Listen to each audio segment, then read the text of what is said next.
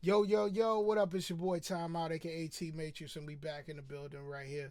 Yo, I wanted to talk a little bit tonight about what a lot of the insiders are talking about as far as the music industry, man, because a lot of people they have it confused nowadays, man. Like they think that, oh man, if I could just get, the record label to get behind me or whatever, then I can do it, or whatever. Which is, I mean, that's a honest, understandable my thinking framework or whatever. But the industry right now is they're kind of looking for the people that are motivated by themselves to doggone do everything, or whatever. That's what they're looking for. Like right now, they're looking for the already ready made package, you know, and a lot of people don't understand that they're looking for that. So what the old frame of thinking is, I've been talking on this subject for a minute, y'all. The old way of thinking is, all right, you used to be like, I'm hot. I know I'm hot. If I can get in front of the masses, then the masses can see that I'm hot, and then I could blow up. That was the old way of thinking as far as the music business is concerned. Now, the new way of thinking is, I'm gonna just go ahead and I'm gonna just get hot by myself, and now I can doggone and once I get hot by myself, then they'll look at me. That's kind of like the new way of thinking or whatever. Which it's nothing wrong with that too. But what y'all need to realize is that the industry is looking for the sure shot. They're looking for the sure shot now. That's what they're looking for. They're looking for people that already established or whatever. They not trying to put in all that extra work to pop somebody, to blow somebody up. It's kind of different, but they don't realize that they have power. They still have the power in their hands, man. Like I was watching an interview from Ray Daniels, and I'm gonna play it. I'm gonna play it short. Matter of fact, I'm gonna play it right here. Here it is. Start recording. Yo, all right, so here it is. I'm about to play the video right now. So here we go. Record labels are not thinking machines anymore. They are reactive machines. Major record labels are playing a numbers game. They're signing 100 things, hoping that 5 of those things work. They're giving all 100 the same opportunity. If they were so good, then if they signed 100 things, then at least 50 of those things will work. But they're signing 100 knowing only 5 are going to work. Why is that? Because the 5 that work know what they're doing, who they're doing it for, how to get it done, and they just need the machine to push them. You know what I mean? Artists have submitted to us to say, hey, I want to sign me, work with me. And I'm like, okay, cool. Then I'm going to hold the mirror up and say, why you? Who is your music for? Because if you knew all these answers, you wouldn't need me. Record label. Okay, so that right there, y'all. Let me see. Let me hold up. Let me take this. Jump it back here. Okay, so man, there was a whole lot to break down in that. It's a whole lot to break down in that. Okay, so that's pretty deep, man. All right.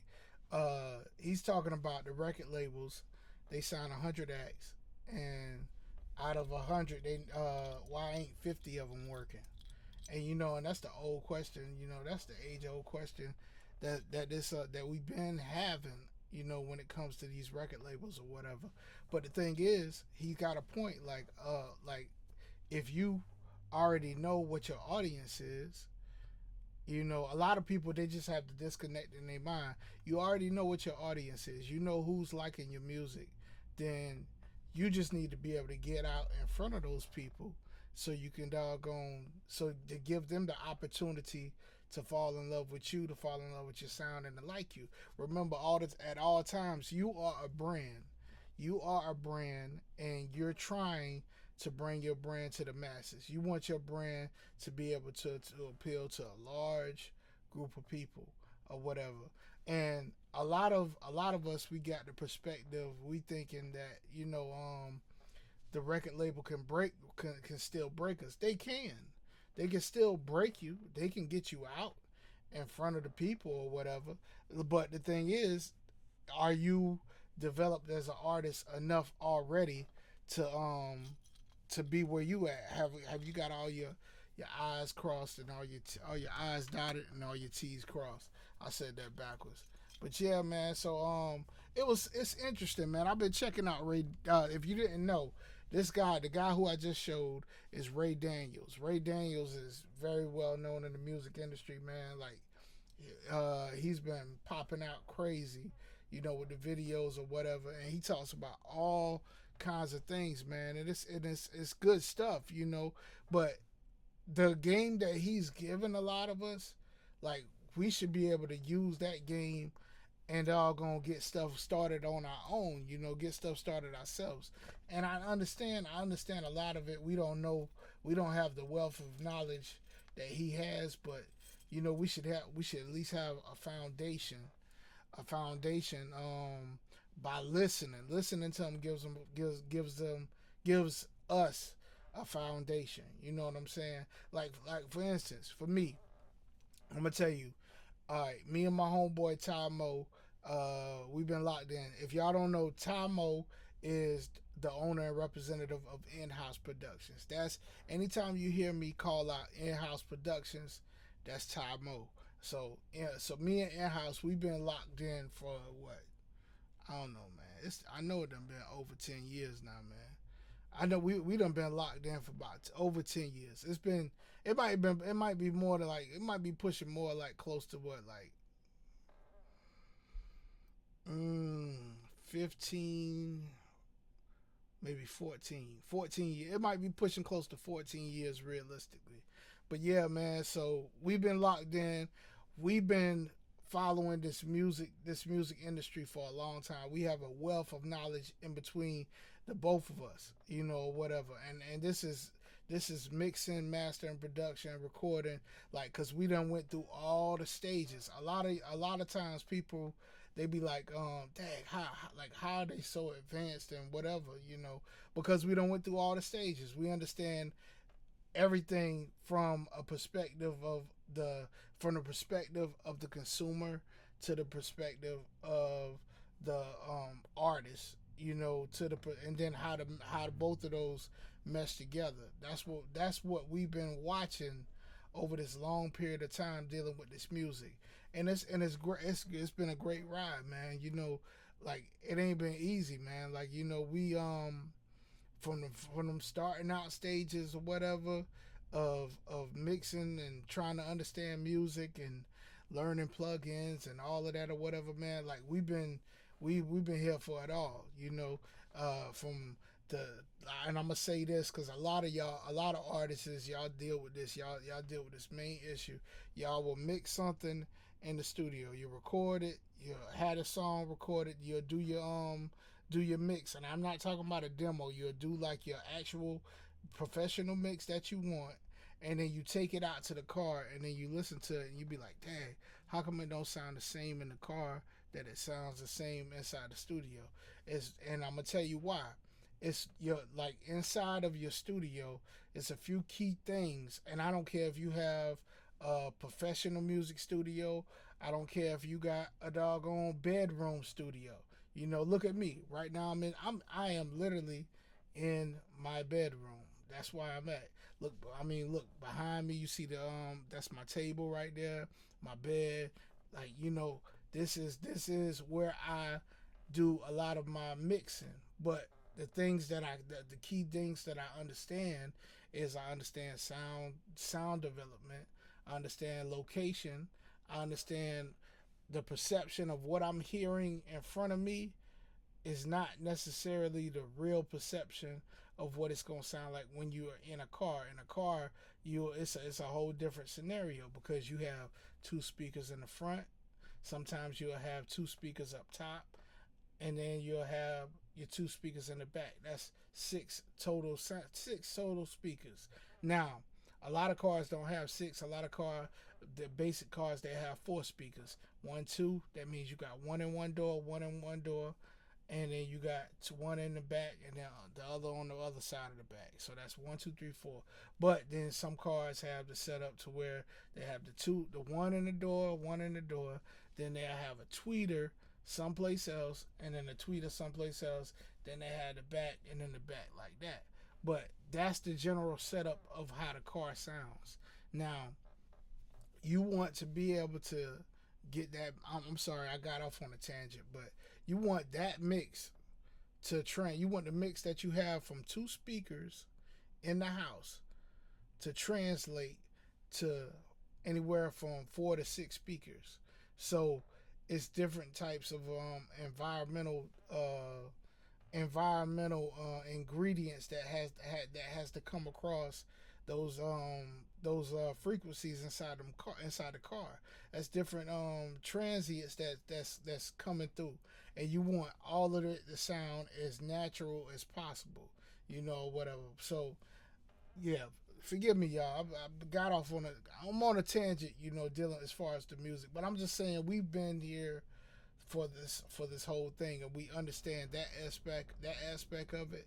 We understand the aspect of the consumer. The consumer, when the consumer gets in the car and they turn on music, they listen to it. They want to hear it. They want to hear it sound as good as it possibly could sound.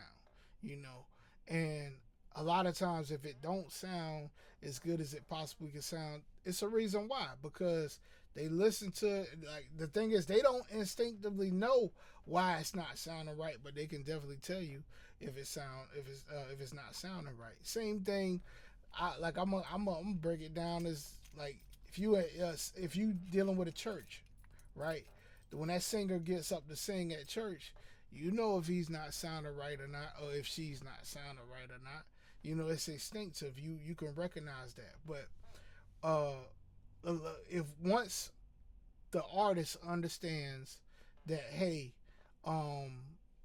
these are the things that I need to know and to understand, like, in order to expand my brand, then they're able to lock in and in a sense just go through what they're supposed to go through, as far as to get themselves out there. Like, for me and Tomo, okay, we have been trying to crack at this thing for a minute, like several times we had some opportunities that came our way, and I'm gonna just go ahead and talk a little bit about it. Like, we had one artist that we had it was a record company that was looking at him, but then some messed up stuff happened, and then doggone that whole deal was shot, whatever. And I ain't even gonna give you. I don't want to give all the details, We, even though I might have talked about it before, but yeah, like, basically, like, these companies, man, like, yo, they don't want you doggone getting in trouble every other weekend, getting locked up in jail or whatever. That's not that. They're not looking for that. They are not looking for that, man. Like, that's ridiculous. I don't know why a lot of these young artists or whatever, they still out here moving reckless. You don't need to move reckless, man. Like, you want to move like you know what you're doing. Move like you've been here before. Move like you are a business. Recognize your brand and recognize what you need to do, as a brand or whatever. But anyway, so the consumer, they go listen to the music. They know what they like.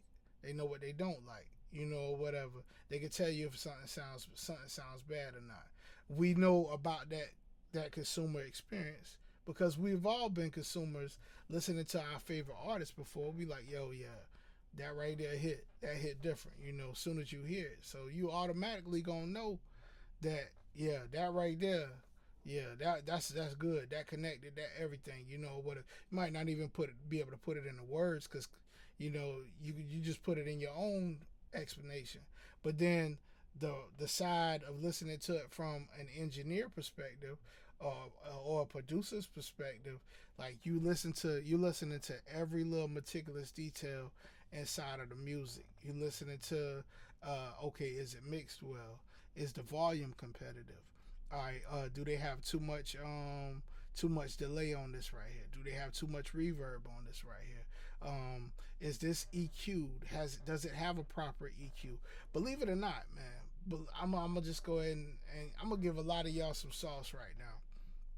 Okay, believe it or not, when you pull that song into your DAW, when you pull that song into your DAW, or when you pull the beat, let me just say, when you pull the beat into your DAW, all right, that producer, depending on who your producer was that made the beat, but depending on, I know a lot of people say beat maker, but a lot of people say producer. It's like an ongoing argument with that whole dynamic. But depending on whoever was the creative mind behind that beat is going to determine what needs to be done to that beat, and not necessarily. Sometimes nothing needs to be done to it. Sometimes it could be good as it is, or whatever. But that's like, it's all about the engineer's ear. Like, when I get a beat, whatever. If I when I make a beat, all right. If I'm in, let me see. Say if I'm in FL Studio and I make a beat, this is where my mind is at. Okay, the first level of making that beat is, all right, I want to make sure that this beat, comes across and has the feel that I'm wanting to deliver to the audience. So that's the first thing. The first part is the inventive layer, like being inventive to create an awesome piece of work as far as structurally for the beat. So like, oh man, that's a dope beat. Like, you want people to be like, yo man, that shit is hot. You want those reactions, right? So that's the first layer. That's just the first layer of the beat. Okay, the next layer of the beat is, does it sound right sonically?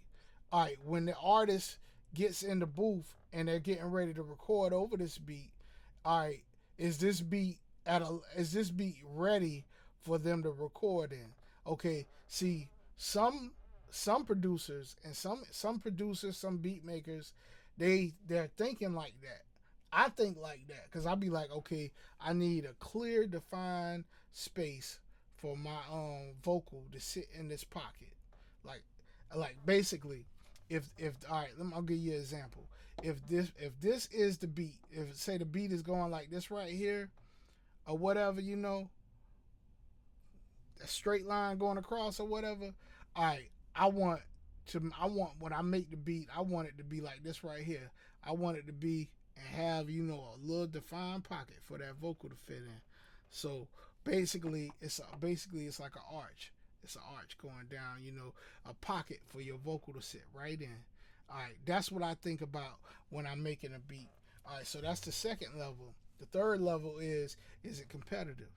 Does this like overall, once that pocket gets in the beat, did I leave enough headroom for them to bring the vocal up and the beat up to make the overall song competitive without the vocals being belligerent and without the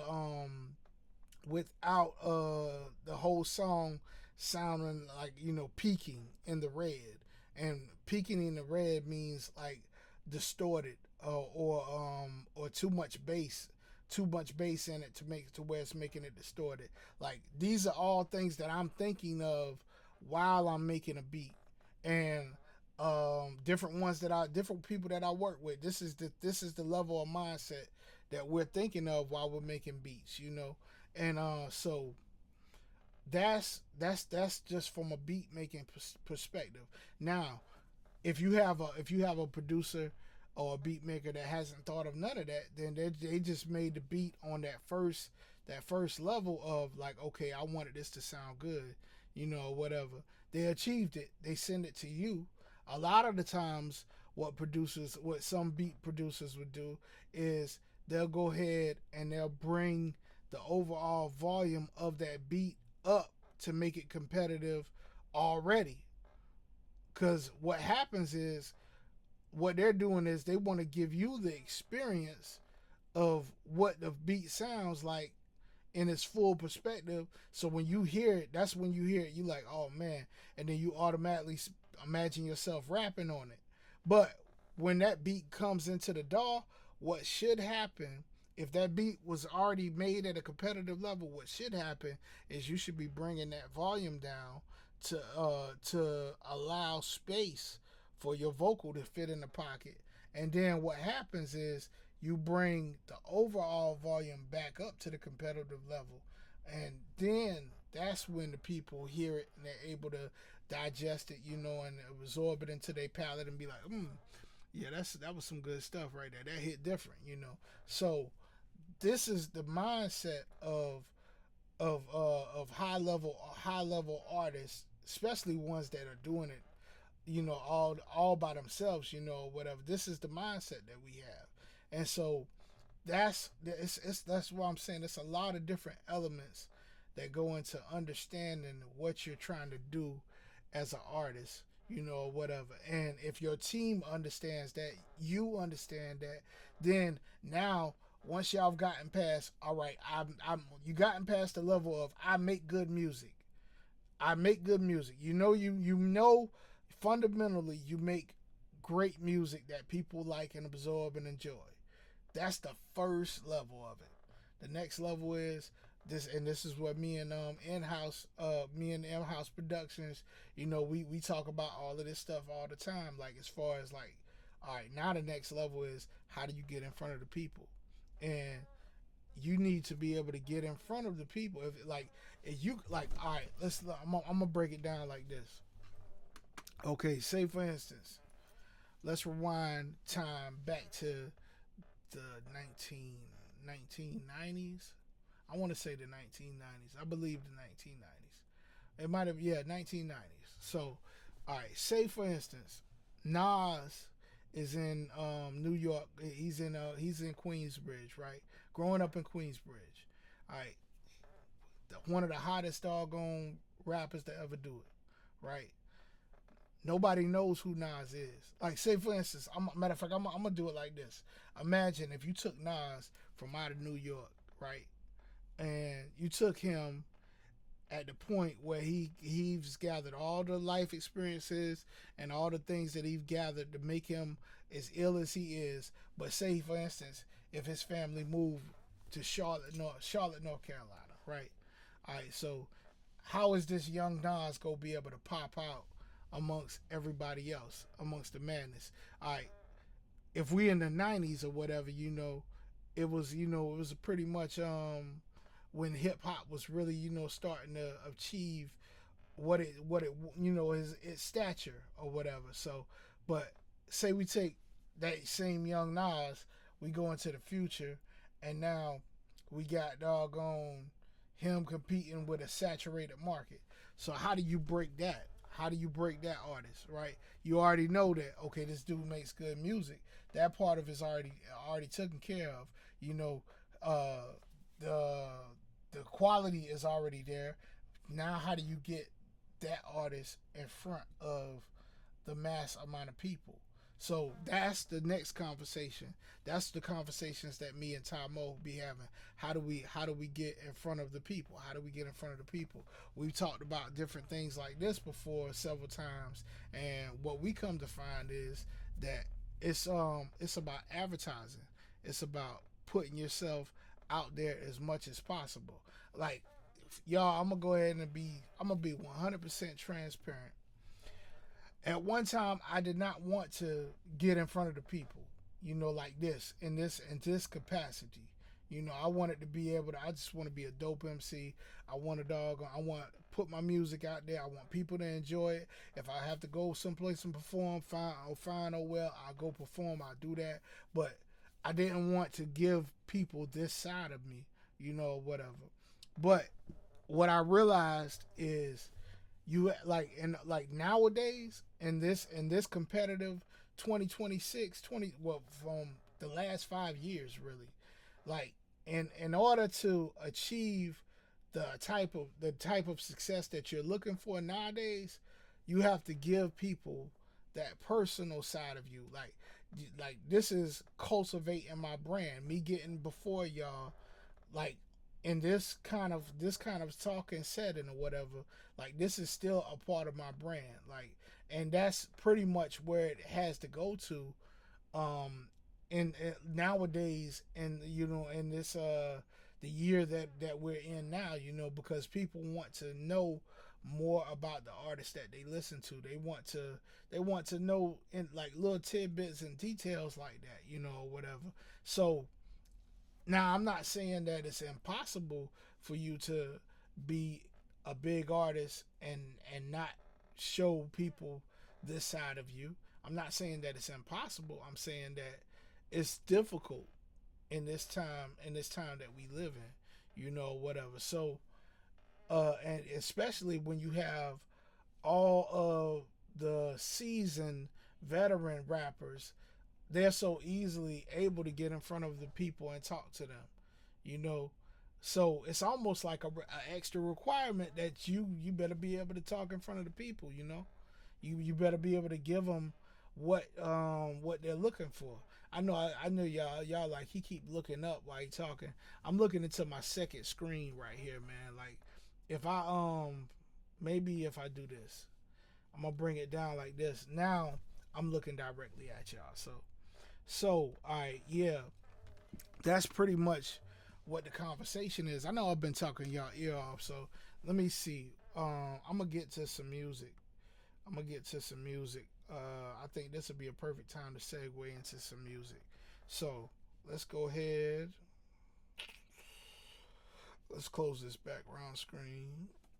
And I'm gonna go ahead and get to some music. I'm gonna play something from Legacy, y'all. Let me see here. Pull up OBS. Y'all, I'm gonna have to move myself back up here. I hope it didn't mess up. Nah, I don't think it messed up now. Yeah, we still recording. Yep. Okay, so I'm gonna play something from Legacy, man. I'm gonna go ahead and I'm gonna give y'all, I guess, you know what? I'm gonna give y'all a plus, man. I'm gonna go ahead. Let me see here. I don't know. I'm gonna give y'all a bonus tonight, man. I'm gonna give y'all a bonus tonight because anybody that's been hanging in there, sticking in with me, I'm gonna give you a bonus. I'm gonna play the whole Ultravision. Y'all get the whole joint right now tonight.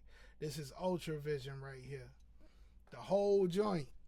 So if a lot of people, if you ain't heard it, hey, you missed it, unless you go watch it on the playback. But yeah.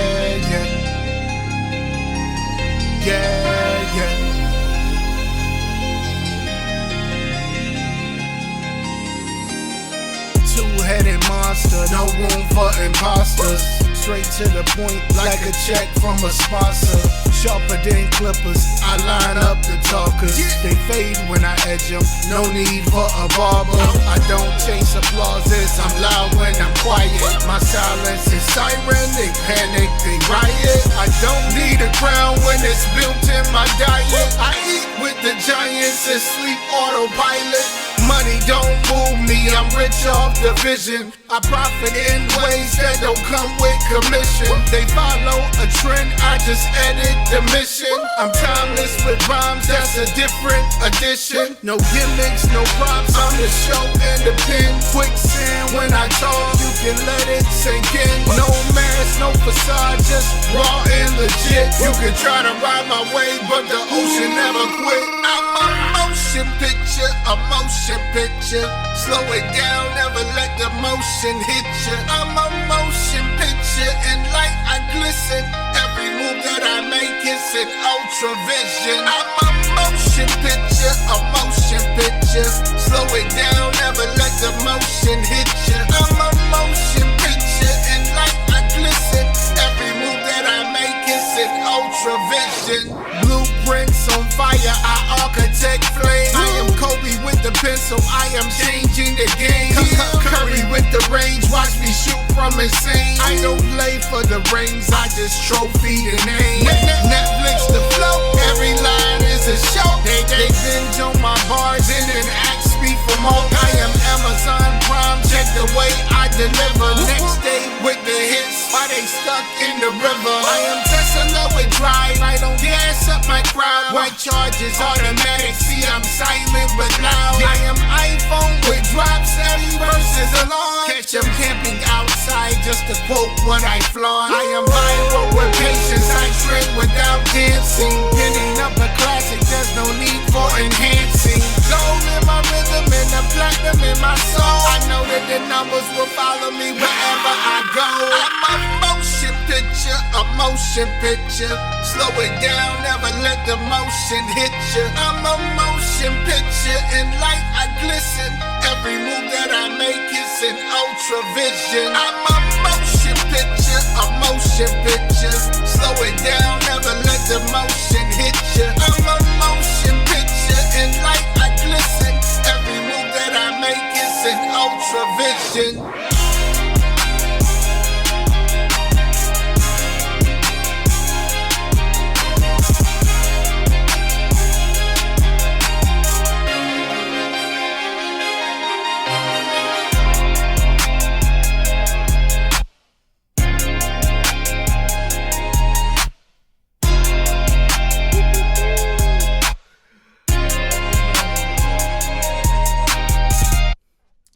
Yo.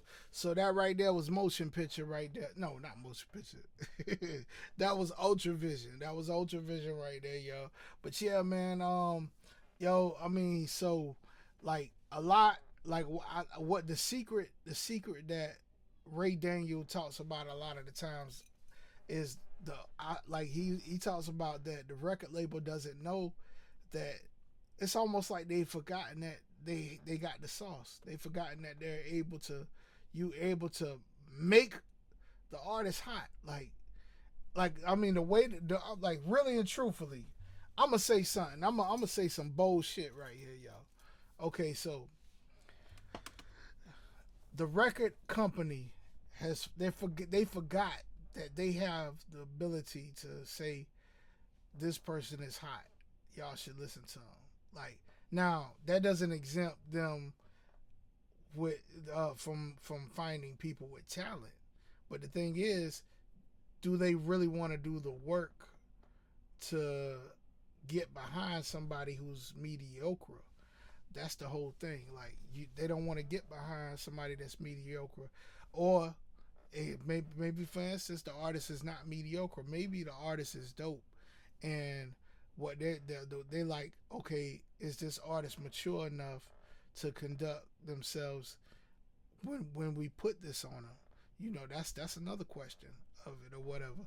Okay, then like if that's not the problem, okay, if the artist is mature and the music is good enough, all right, do they have like a complex where they think that they don't have to listen to somebody? Are they easy to work with?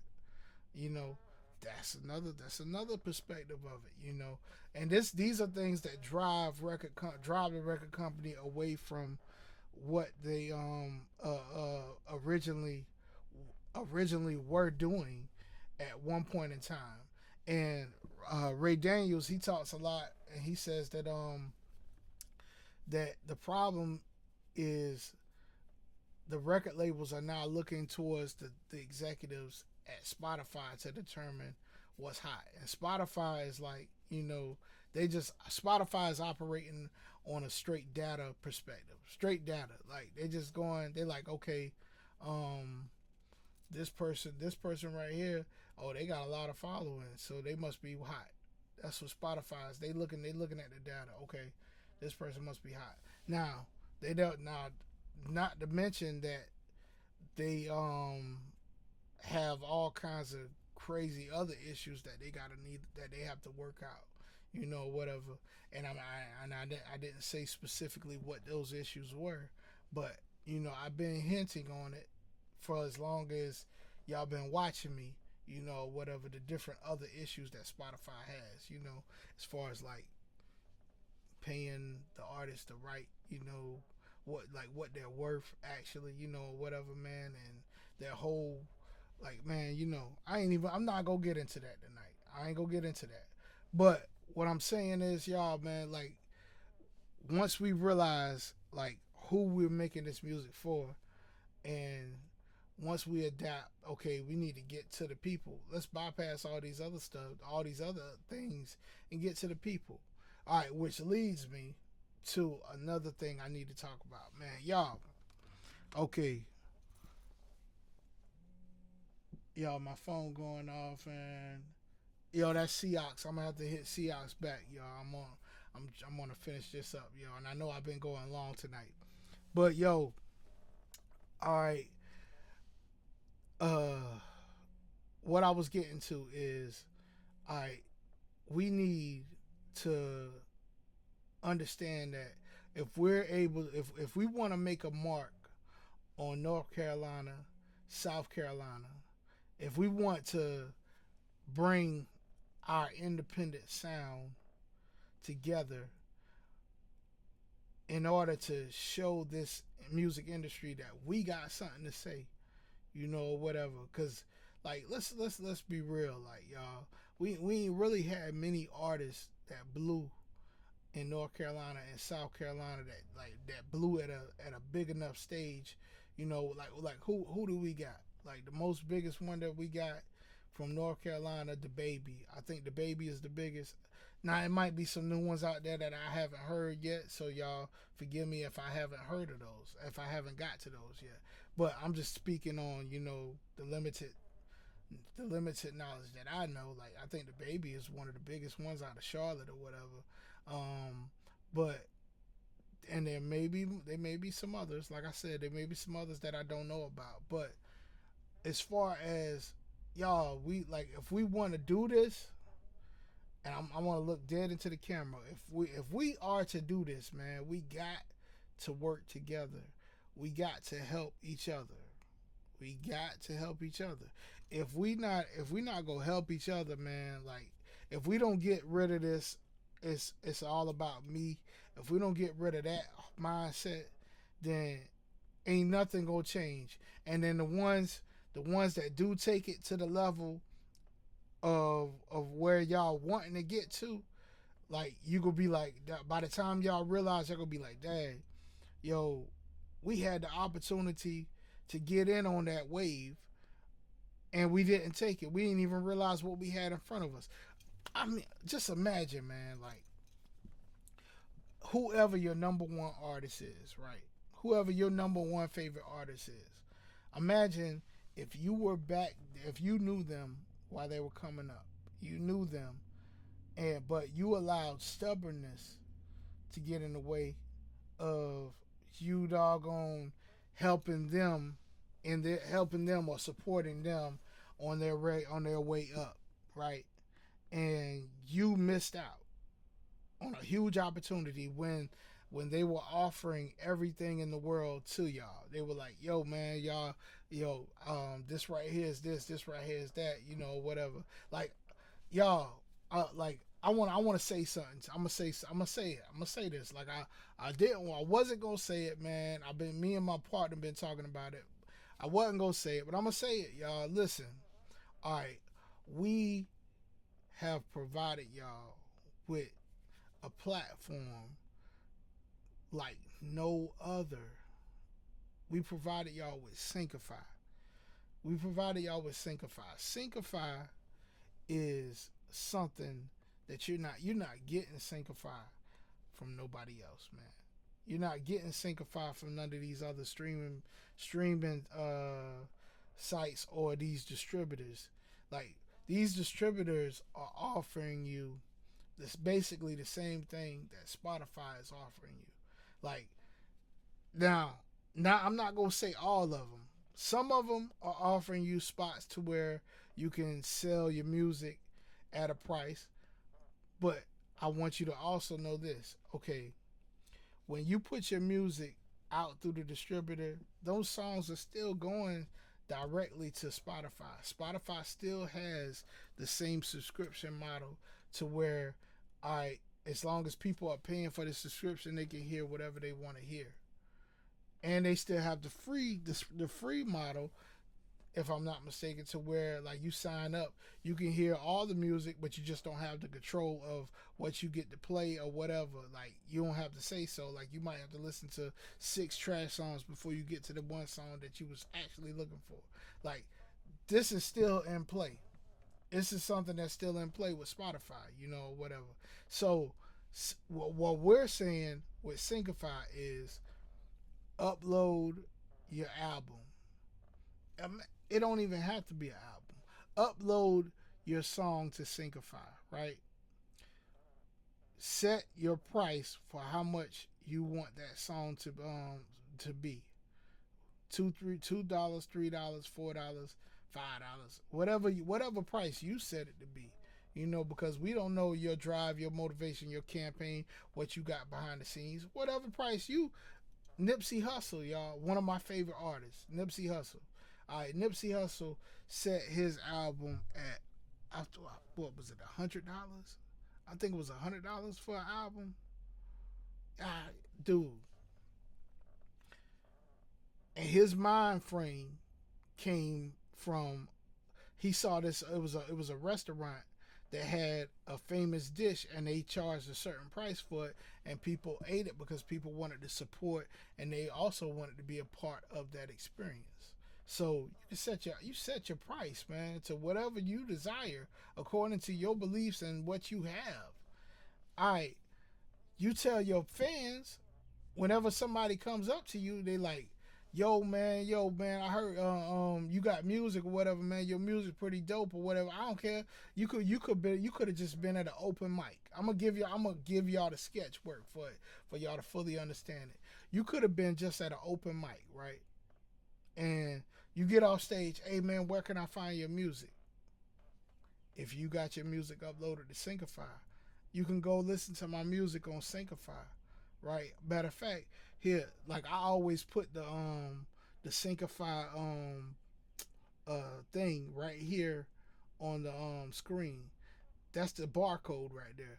You scan it, you scan the QR code, you get it, you upload, you go ahead, put your song up there, you set your price for that song, you put your album art or either your single art, your cover art. If it's a single, you just put that individual cover art there, and once you set the price, you put it behind the paywall, and now people can go to your store. Like listen, y'all, you have your own personal storefront, on your phone. You send people to your store directly. Hell, you can put the damn barcode on your phone. That way, soon as somebody asks you, you'll scan this barcode and then search up my name, and then you'll find my music. You upload your Cash App information, like you put in your artist profile. You upload your Cash App, or upload whatever the account is, your Venmo, Cash App, PayPal. You have that information in your profile, right? They go directly to you and they purchase it. Once they purchase it, they got it on Syncify to where they can listen to it. They can even download it. They can download it right there. Say they don't want to keep going back to Syncify, they just download it right there. If you got an album, they download the album. If you got individual songs, they download individual songs. They preview and listen to it before they want to buy it. And they say, okay, hey, I want that. Okay, it's gonna have the ability to do merch if it doesn't have it already. I need to talk to URL, but I believe I believe it has the ability to do merch. You can sell your merch right there. You upload images of your merchandise, and it'll be your own individual store, your store. You set your profile up, man. I mean, dude, y'all, this is a huge thing that we are offering to y'all, and it's us being offered free of charge, y'all. Like, if somebody were to bring this to my attention, if somebody brought, let's go ahead and let me take it back. I'm gonna be real, y'all. Okay, when I recorded my first album, and I'm not talking about legacy, I'm not talking about success. I'm going further back. I'm talking about, I recorded an album with Max V Productions, y'all. When I recorded that first album back with Max V Productions, y'all, if somebody would have came to me with this right here, it would have been a no-brainer. I would have said, okay, I'm just gonna upload my cover art, and I'm gonna upload my album, put it behind the paywall. Somebody come ask me, yo, where your music at? Oh, it's right here on Syncify. Here's the barcode right here. All you gotta do is scan it. Bam. They go directly to you, directly to source. They purchase it. Bam. Now, on the back end, if you still wanting to get your publishing, your royalties, and all of that, you go ahead and you upload all that information in the ASCAP or BMI or CSEC. If you're a part of the elite artists that have been invited into CSEC, you doggone upload your songs in the CSEC, upload it in the BMI, upload it in the ASCAP, upload it into any whatever your PRO is. You still are collecting on that side of it. If you have a song trust is another one. You upload that information in the song trust. That way, song trust covers that. All right, that's I believe international royalties or whatever. Sound exchange. You upload that information in the sound exchange. You still covered on that side. So you still collecting all those other back end things. All right. Now, depending on if you decided to copyright your music or if you didn't decide to copyright your music. But if you decided to copyright your music, now if somebody steals your music, you protect it to get a certain amount of legal damages. But without that copyright, you don't get get protected against them certain amount of legal damages that you can sue for. That's what the copyright is. Like, to give you all the straight sauce, that's what the copyright is. If you copyright your music throughout the Copyright Office website, basically that gives you the protection to sue for a certain amount of legal damages, and you wouldn't have that right without it. But once the music is created in a form that's listenable, that a form that you can listen to it in, and it's in one collective piece, it already has a certain amount of copyright protections with it. You know, like back in the day, people used to do the poor man's copyright, where you just put the album, like it might be a tape, or you put that tape inside the envelope, you put that CD inside the envelope, and you mail it to yourself, and you don't open it, and that's supposed to be the poor man's copyright. That poor man's copyright only was used in one particular case, if I'm not mistaken, and I still think you still need to have it, some other forms of copyrighting it. Like for me, like anything that I produce in FL Studio, like I have the stamp in there saying when I produced it, when it was made, so that's another form of copyright. All right, inside your DAW, when you save the session, the completed session, do y'all realize when all this talk about masters, let's get into the conversation real quick, and then I'm about to shut this off because I've been on entirely too long. All right, the conversation about masters, y'all. Do y'all know what the master is? The master, if you don't know, I'm gonna tell you. The master is the completed session, the completed recorded session inside your DAW. The finished product. Yo, there go URL right there. The finished product inside your DAW. That's what the master is. That's what the master. So I'm gonna break it down in a scenario to where y'all can understand. Okay, so say for instance, I record a song, right? I record a song inside my DAW, and I don't have no mix, I don't have no master on it. It's just it's in demo form at this point, right? It's in demo form at this point. Okay, say for instance, if I didn't know how to mix and master a song, then what happens is I send that song or that session to a professional engineer. The professional engineer goes into that session and starts adding different things to it, right? To spice it up, to bring it out, to make it sound as best as possible. They do that, and then they save it. And what a lot of the times, depending on what's going on, all right, if the record company, like say for if you're sound like we go say you sign to a label, all right, and the record company's engineer is the one who has that master copy now because he put all the spice on that song. That's the master copy, and the record label is gonna own that master copy. All right, right. But if you're independent and you're doing everything yourself, then the master copy should be on your DAW.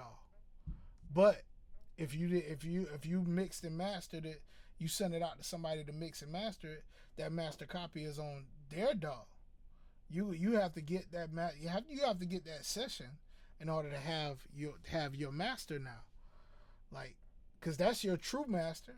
The master that you have is just a demo. And I know a lot of people might argue with me. No, no, no, no. They just a work for hire. Yeah, they are a work for hire, but they still have that master copy.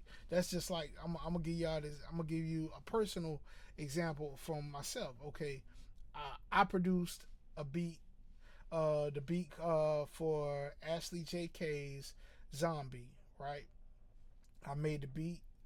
I recorded her vocals onto the song, and then I did a slight mix and master to it, right? So that was I did the first mix and master, so I have one master of that song on my computer, right? We take that session to my brother Dante.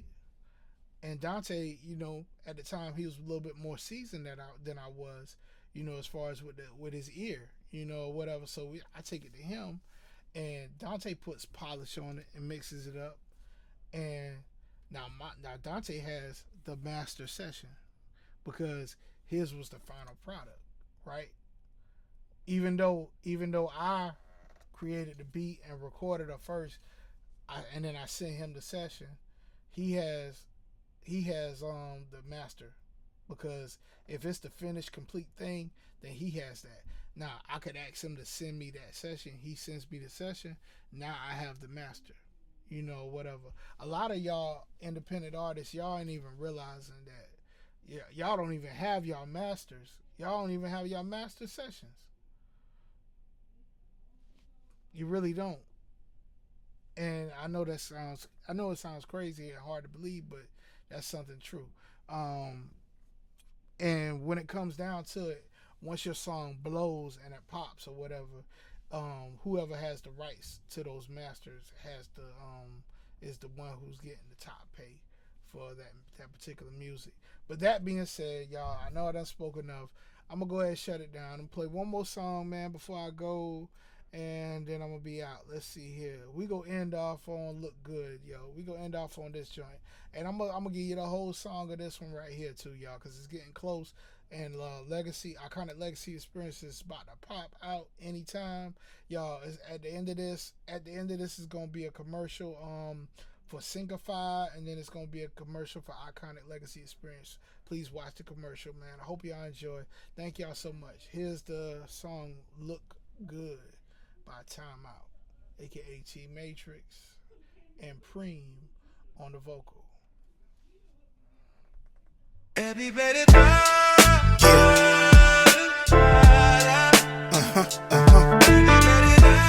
It's your boy T, man. We in the building. Woo. baby, you sure look good to me. Baby, you sure look good to me. Baby, you sure look good to me. Let me clear the bounce. Let me walk. You sure They don't pet me. look good to me. Now I don't wanna risk it. I know that you impressed, but from my point of view, you look like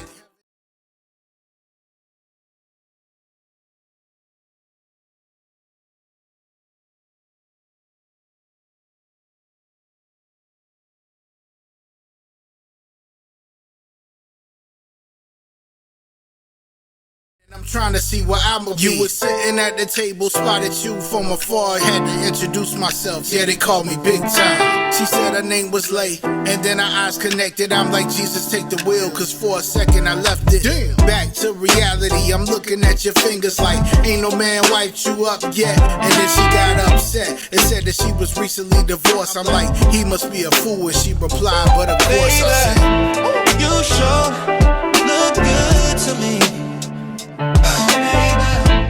You sure look good to me, baby. You sure look good to me, baby. You sure look good to me. Something slight like a dinner date. We can talk about where you headed in the future, how you plan to work it out. She said, hey, you kinda cute. I said, thanks for the compliment, but don't ignore the fact you trying to change the subject. Meanwhile, I'm caught up in your eyes, you trying to put me in a trance. Like a snake charmer, catch myself running from your glance. She said, maybe we could dance to try to get me on the floor. I said, I'm known to cut a rug like I did this before. The music played real slow and here comes the spotlight. I felt her pull me closer and I didn't want to stop right. The DJ said, this one's for the lovers in the room. At this time I'm hypnotized like a pendant sudden doom. Baby, you sure look good to me. Baby, you sure look good to me. Baby, you sure look good to me. Baby, you sure look good to me. Experience is here. 28 tracks, all fire. Built for the way you move. Built into the app. Iconic legacy experience. Hip hop elevated. Tap in, vibe out. It's the legacy route. Stream now. Calling down's what you made. We taking power back now. Let the platform get played. Upload, single play. You can start the day. Upload, single play. Get your hardest pay. Upload, single play. They've been in the wing for Spotify. We on Sensify. Cash out on your plays. No subscription on your neck. This ain't tax on your hope. This that keep what you make. This that cut out the joke. You can sell tracks, pack stems. Get your sinks in the show. Turn that DM to a D. Turn that stream to a dope. Old heads, new kids. Same dream, same fight. Trying to feed your whole fam. I'm a first you right. So we built a new lane. Let the suits get mad. Every artist in the room screaming, run that back. It's that street ad.